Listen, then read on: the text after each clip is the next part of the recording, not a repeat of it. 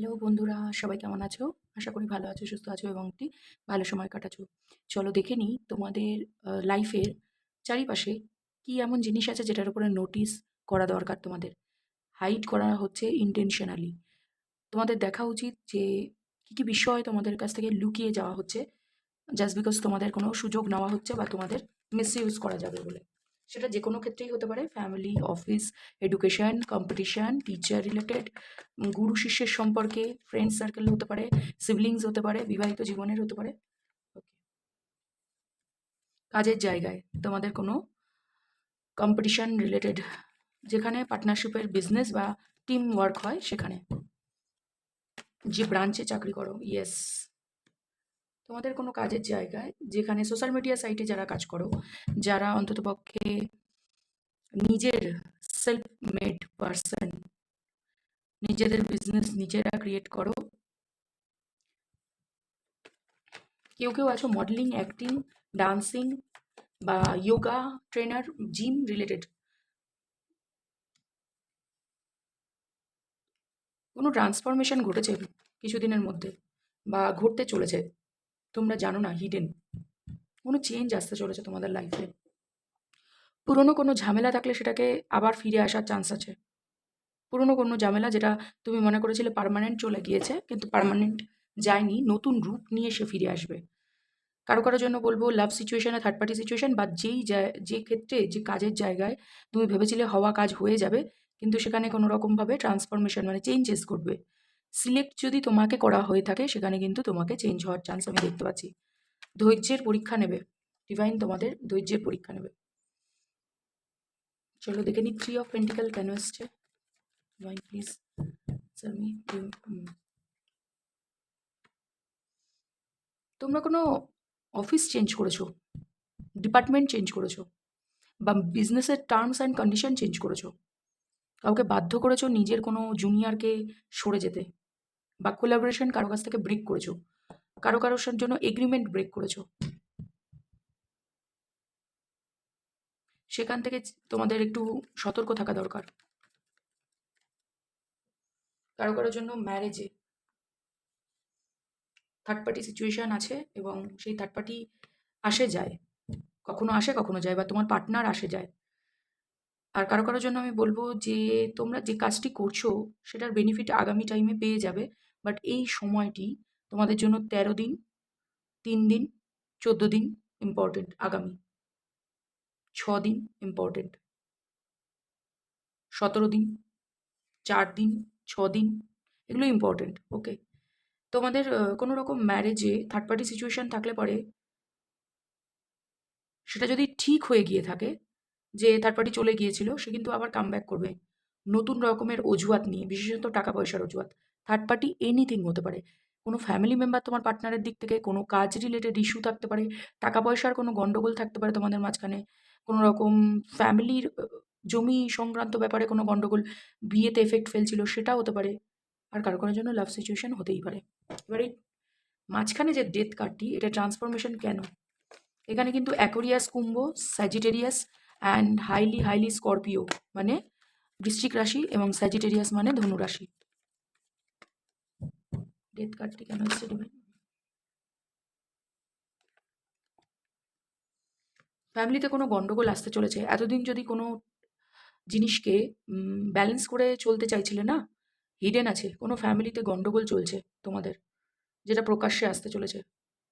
ফ্যামিলিতে গন্ডগোল, তুমি অনেকবার চেষ্টা করেছো এই গন্ডগোল থেকে মুখ সরিয়ে নেওয়ার, কিন্তু ইয়েস, মাল্টিপল টাইমে এই সিচুয়েশন বারবার সারফেস লেভেলে চলে এসেছে। এটার উপর একটু ফোকাস দেওয়া দরকার, বিশেষত টাকা পয়সা রিলেটেড। কেউ বাড়ি অবধি বেশি গন্ডগোল করবে। তোমাদের কোনো দুঃসম্পর্কের ফ্যামিলি মেম্বার হতে পারে, কোনো জমি জমা সংক্রান্ত ব্যাপার হতে পারে, আদারওয়াইজ কোনো ফ্যামিলি মেম্বার নিজের পোটেনশিয়াল তোমার মধ্যে খোঁজে।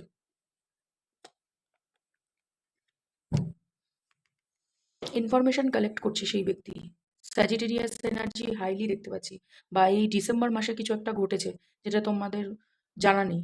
তুমি এর আগেও এই গন্ডগোল অশান্তি থেকে বেরিয়ে আসার চেষ্টা করেছো। আর যারা অফিস সিচুয়েশনে, তো তাদেরকে আমি বলবো কোনো নতুন কোলাবোরেশন করেছো, সেখান থেকে কিন্তু পুরনো গন্ডগোল ফিরে আসতে পারে।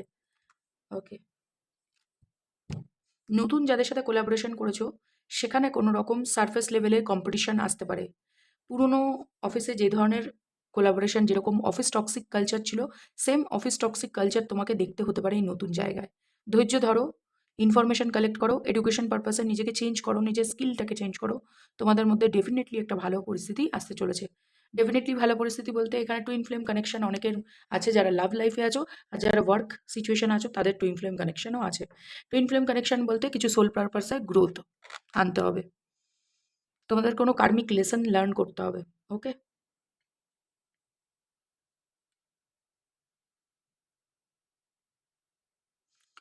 4 অ্যান্ড 6 নাম্বারটা তোমাদের জন্য ইম্পর্টেন্ট হতে পারে। 64 বা 46 নাম্বারের কেউ আম, সংখ্যার তোমাদের জন্য ইম্পর্টেন্ট হতে পারে। আদারওয়াইজ এরকম বয়সী কোনো ব্যক্তি তোমাদের জীবনে থার্ড পার্টি হতে পারে। 64 মেনলি আমি দেখতে পাচ্ছি। ওকে। 46ও হতে পারে মেবি। আর তোমাদের জন্য আরেকটি কথা যে তোমাদের কোনো চাইল্ডহুড ইস্যু থাকতে পারে। ছোটবেলা থেকেই কোনো ফ্যামিলিতে গন্ডগোল দেখে এসেছো, যেটা বড় হওয়ার সাথে সাথে তুমি ভেবেছিলে কমে যাবে, সেটা ফ্যামিলি ম্যাটারে বাবা মার মধ্যেও হতে পারে। আদারওয়াইজ কোনো রকম এক্সটার্নাল ফ্যামিলি ম্যাটার, যেটা পারিবারিক জমি সংক্রান্ত, টাকা পয়সা ভাগ বাটোয়ারা এরকম সংক্রান্ত কোনো গন্ডগোল আগামী দিনে তোমাদের সারফেস লেভেলে আসতে পারে। এটা নিয়ে অবশ্যই গাইডেন্স আমি দেখে নেব। কিন্তু এখানে না প্রচুর টাকা পয়সার ম্যাটার আমি দেখতে পাচ্ছি। যারা লাভ সিচুয়েশনে দেখছো তাদের ক্ষেত্রেও তোমার পার্টনার যদি থার্ড পার্টি সিচুয়েশনে যেয়ে থাকে এবং মাল্টিপল টাইমে তোমাকে এরকম সিচুয়েশনে ফেলে থাকে, তার কারণ হচ্ছে উনি ফিজিক্যালি অ্যাট্রাক্ট কারো দ্বারা, আর তার কাছে টাকাও আছে, মানে বিউটি উইথ মানি, অ্যাবান্ডেন্স এরকম কিছু। তো উনি কিছু অবশ্যই পাচ্ছে। এখানে ফিজিক্যাল অ্যাট্রাকশন বেশি দেখতে পাচ্ছি, two be very honest.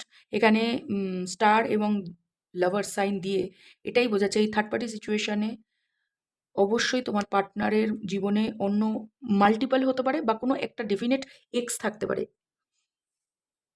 X কোনোদিনই এক্স ছিল না, সবার আগে এটা মাথায় রাখবে। এক্স এক্স যায় এবং আসে, এটাকে এক্স বলা চলে না, এটাকে সিচুয়েশনশিপ বলা চলে। তো সিচুয়েশনশিপে কেউ পড়েছিল, তোমাকেও এ টেনে এনেছে এই কারণেই যে ফাঁকা বসে আছি জাস্ট এনে দিয়েছে। এটা বিয়ের সম্পর্কেও হতে পারে, যে আমার এক্স চলে গিয়েছে, ও আমাকে বিট্রে করেছে, আমি বিয়ে করি অ্যান্ড আমি মুভ অন হয়ে যাই। বাট বিয়ে করার পরেও এক্স মাল্টিপল টাইমে তোমার এই বিয়ের রিলেশনে জলঘোলা করে গেছে। যখনই পারে তখনই এই সিচুয়েশনে জলঘোলা করে যায়, একটু করে ফিক্স করে আবার চলে যায়, একটু করে ফিক্স করে তোমার পার্টনার, এই সিচুয়েশনে আবার চলে যায়। মাল্টিপল লোক দ্বারা তোমাদের রিলেশনশিপ এফেক্টেড, যারা রিলেশনশিপ নিয়ে দেখছো মাল্টিপল লোকের দ্বারা তোমার পার্টনারের একের থেকে অধিক এক্সের সংখ্যা থাকতে পারে, বা তোমার জীবনেও কোনো এক্স থাকতে পারে যে মাল্টিপল টাইমে অ্যাজ এ থার্ড পার্টি হিসেবে তোমার রিলেশনশিপে ইন্টারাক্ট করেছে। কোনোভাবে অনলাইনে স্টক করে তোমার এক্স, যেটা তোমার পার্টনার বুঝতে পেরেছে এবং সেই সিচুয়েশনে কোথাও ডামাডোল চলছে। সেটা কিন্তু সারফেস লেভেলে আসবে আগামী দিনে। এবং সোসাইটিতে যে ফেক ইমেজ, ফেক রিলেশনশিপ বা ফেক কোনো জিনিস ধরে থাকো, সেটা কিন্তু কোথাও না কোথাও আগামী দিনে হতাশার কারণ তৈরি হতে চলেছে। ওকে। সেলফ গ্রোথের উপরে কাজ করো। ডিভাইন তোমাদেরকে এটাই বলছে যারা টুইন ফ্লেম কানেকশনে আছো। আমি অবশ্যই বলবো এটা টুইন ফ্লেম কানেকশন, বাট এটা পার্সোনাল রিডিং ছাড়া বলা যায় না 100%। তো আমি 100%-এর গ্যারান্টি দেবো না। অবশ্যই বলবো এটা টুইন ফ্লেম রিডিং চলছে। যারা দেখছো তাদের মধ্যে থেকে ম্যাক্সিমাম টুইন ফ্লেম কানেকশনে থাকতে পারো। লাইক প্রেস করে দিয়ে যেতে পারো যারা টুইন ফ্লেম আছো এবং জানো লিটারেলি কারো কাছ থেকে ট্যারো রিডিং নিয়ে তোমরা জানতে পেরেছো। তো টুইন ফ্লেম কানেকশনে আমি দেখতে পাচ্ছি মাল্টিপল অপশনের দ্বারা ঘিরে রয়েছে তোমার লাইফে। কারো কামব্যাক, কারোর অশান্তির কারণ, থার্ড পার্টি সিচুয়েশন ক্রিয়েট করা। তোমার পার্টনারের দিক থেকে আমার বেশি ইনটিউট হচ্ছে যে তিনি না মাল্টিপল রিলেশনশিপে গিয়েছিল। তোমাকে কোনো একটা জায়গায় কোল্ড, মানে বাধ্য করেছিল তোমাকে থার্ড পার্টি সিচুয়েশনে রেখে। সেটা ম্যারেজেও হতে পারে বা যে কোনো সিচুয়েশনে হতে পারে। এই ব্যক্তিটি ম্যারেজে থেকে যদি অন্য কারোর সাথে ম্যারেজে থাকে বা তোমাদের সাথেও যদি ম্যারেজে থাকে, এক্সটার্নাল মানে ওনার রিলেশনশিপ মেল ফিমেল বোথ জেন্ডারদের ফিজিক্যাল অ্যাট্রাকশনের জন্য উনি, বা খুব দেখতে সুন্দর হতে পারে উনি ব্যক্তি, ফিজিক্যাল অ্যাপিয়ারেন্স খুব মানে চার্মিং নেচারের, ভীষণ ক্যারিজমেটিক একটা লুক থাকতে পারে, একটু বেবি লাইক চাইল্ডিশ একটা অ্যাক্ট করতে পারে, ভীষণ কথা ভালো বলতে পারে। এবং এই ব্যক্তিটির মধ্যে গো গেটার টাইপ, মানে আজ বলবো আজই করে ফেলবো, কাল বলবো কালই। কিন্তু তোমার দিক থেকে কিন্তু অনেক ধৈর্যশীল এবং অনেকটা সিচুয়েশনকে হ্যান্ডেল করার ক্ষমতা আছে। বাট বাধ্য করেছিল একটা সময় তোমাদের partner third party situation create করতে, ওনার কোনো অংশে কমতি নেই। যদি তোমরাও থার্ড পার্টি সিচুয়েশনে যেয়ে থাকো আর তোমরা কোনো এক্সের ব্যাপারে রিলেট করতে পারছো, তো তোমাদেরকে বলে দিই তোমাদের এক্স মাল্টিপল টাইমে তোমার ম্যারেজ লাইফে গন্ডগোল অশান্তি করেছে। তোমরা যতবারই রিলেশনশিপে, তোমার ম্যারিটাল রিলেশনশিপে ফিক্সড হতে চেয়েছো, ততবারই এর কামব্যাক তোমাদের জীবনে কোনো রকম গন্ডগোল, অশান্তি এবং মনোমালিন্য টেনে এনেছে। না তো এর সাথে সম্পর্ক ভালো হচ্ছে, না তো তোমার মানে ম্যারিটাল সিচুয়েশনে ভালো সম্পর্ক যাচ্ছে। আর যারা ম্যারেজে যাওনি, ঠিক আছে? তোমার পার্টনার কোনো কারোর সাথে ম্যারেজ কমিটমেন্টে ফেঁসে আছে, বা হায়ার কমিটমেন্ট ফ্যামিলি থেকে জানাজানি আছে। তবুও তোমার সাথে এক্স টক্সিক পার্টনার তোমার সাথে কনট্যাক্ট করার চেষ্টা করছে। অবশ্যই বলব, এই ব্যক্তিটির মধ্যে কিন্তু ফিজিক্যাল অ্যাট্রাকশন এর জন্য আসা। মেইনলি সোসাইটি ইমেজ ধরে রাখার জন্য। হতে পারে তোমার মধ্যে কোনো গুড পার্সোনালিটি হতে পারে। তুমি কোনো সোশ্যাল মিডিয়া সাইটে কাজ করে থাকতে পারো। তুমি কোনো সঞ্চালনার কাজ করতে পারো। আদারওয়াইজ কোনো রকম ডেটা অ্যানালাইসিস এরকম কিছু একটা কাজ করে থাকতে পারো। ইঞ্জিনিয়ার হতে পারো, ডক্টর হতে পারো কারো জন্য। ফিজিওথেরাপিস্ট হতে পারো, জিম ট্রেনার হতে পারো। তো তোমাদের জন্য একটা মানে সোসাইটিতে ভীষণ ফেমাস হতে পারো, লোকজন তোমাকে খুব জানে, ওয়েল নোন। তো তার জন্য হয়তো তোমার পার্টনার বারে ফিরে আসে। তোমাদের এই সিচুয়েশনে কি করা উচিত? এগুলো কিন্তু সারফেস লেভেলে আসতে চলেছে। যারা ফেক রিলেশনশিপে আছো তারা বাইরে বেরিয়ে আসতে চলেছে। থার্ড পার্টি সিচুয়েশন যাদের পার্টনারের ছিল তাদের ইনফরমেশন তোমরা বার করো। কোনো থার্ড পার্টি এক্স টক্সিক যে বারে আসে যায়, যার জন্য তোমাদের রিলেশনশিপে মাল্টিপল টাইমে গন্ডগোল হয়েছে, সেই সম্পর্কে ইনফরমেশন তোমরা পেতে চলেছো এবং তুমি দুঃখিত হবে এবং কোথাও তোমাকে ধৈর্যের পরীক্ষা ডিভাইন নেবে। যেহেতু তোমার পার্টনারের দিক থেকে। আর যাদের ফ্যামিলিতে ম্যাটার, যাদের কোনো লাভ রিলেশন নেই, তাদেরকে বলবো ফ্যামিলি ম্যাটার। ফ্যামিলিতে কোনো টাকা পয়সা নেই, গন্ডগোল, অশান্তি এবং আম এটা কোথাও না স্পাই মানে তোমার ফ্যামিলিতে তোমাদের কেমন সিচুয়েশন যাচ্ছে সেটা। যেই সিচুয়েশনে থাকো না কেন সাকসেস তোমার কাছেই আসবে। রিকনসিডার, ক্ষমা করে দিতে হবে।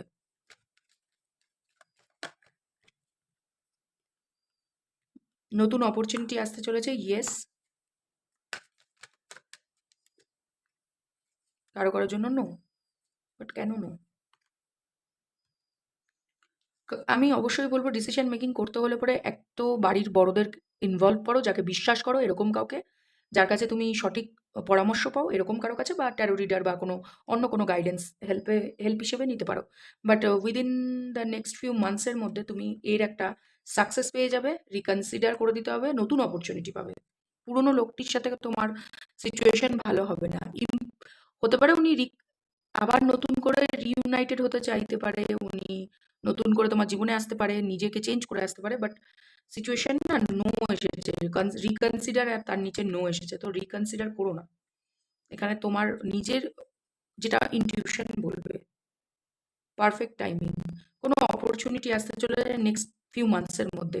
এটা পারফেক্ট টাইমিং সাকসেসের জন্য। সেটা রিলেশনশিপ হতে পারে, কাজের জায়গায় হতে পারে, বা পারিবারিক কোনো গন্ডগোলের একদম মিটমাট করার জন্য উইদিন দ্য নেক্সট ফিউ মান্থসের মধ্যে তোমরা পারফেক্ট টাইমিং পেয়ে যাবে। কিছু ইনফরমেশন তোমাদের নেওয়া দরকার, কারোর ব্যাপারে কোনো ইনফরমেশন নেওয়া দরকার। এমন কোনো ফ্যামিলির মেম্বার আছে যারা ফ্যামিলি রিলেটেড ইস্যুতে ভুগছো, তারা কিন্তু সময় তোমাদের ফ্যামিলির ইনফরমেশন কোনো বাইরের কাউকে প্রোভাইড করছে, যে দূরে থেকে অশান্তি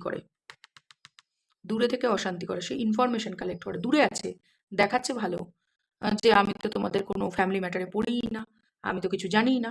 বাট ওনার ইকুয়াল গিভ অ্যান্ড টেক, মানে তুমি যতটা ফ্যামিলি থেকে বেনিফিট পাচ্ছ, তোমার ফোরফাদাররা যেভাবে রেখে গেছে সেই হিসাব মতন উনিও বেনিফিট পেতে চায়।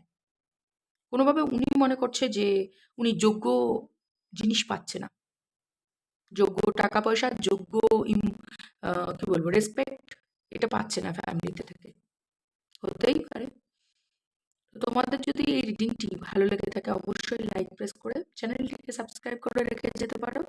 এরকমই নতুন ভিডিও পেতে হলে পরে অবশ্যই সাবস্ক্রাইব করে রেখে যেও, আর বেল নোটিফিকেশনটাকে অবশ্যই অল টিক করে দিও। ওকে? আর থ্যাংক ইউ ইউনিভার্স, গ্র্যাটিটিউড।